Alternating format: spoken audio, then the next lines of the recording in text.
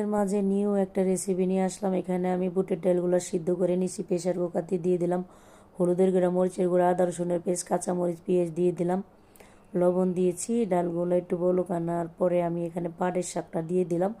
এই পাট শাকটা কিন্তু খেতে এভাবে ডাল দিয়ে রান্না করলে ভীষণ মজা লাগে, বেশি করে কাঁচামরিচও দিয়েছি। তো ওখানে হয়ে গেছে শাকটা। এখানে আমি দিয়ে দিলাম থেতো করা রসুন আর পেঁয়াজ দিয়ে, ভালো করে তেজপাতা দিয়ে এখানে বাগার দিয়ে দিলাম। খেতে কিন্তু ভীষণ মজা হয়েছে। আর এখানে আমি চুলায় কড়াই বসিয়ে দিয়ে দিলাম। এখানে চিতই পিঠা বাচ্ছি। আপনারা তো জানেন আমি হলো ভালো চিতই পিঠা বানাতে পারি। তো আমি দুই চুলাই সকালবেলা নাস্তা খাবে তো মেহমান আসছে, এই জন্য দুই চুলায় আমি চিতই পিঠা বানিয়ে নিলাম। তো অনেকগুলো চিতই পিঠা বানিয়েছি, সবগুলো চিতই পিঠাই খুব পারফেক্ট হয়েছে। তো হ্যালো গাইস, আসসালামু আলাইকুম। নিউ ব্লগ নিয়ে আসলাম আপনাদের মাঝে। আমার রেসিপিটা যদি ভালো লাগে, আমার ইউটিউব চ্যানেলের নাম নাজমা রান্নাঘর, অবশ্যই আমার চ্যানেলটাকে সাবস্ক্রাইব করে দিবেন।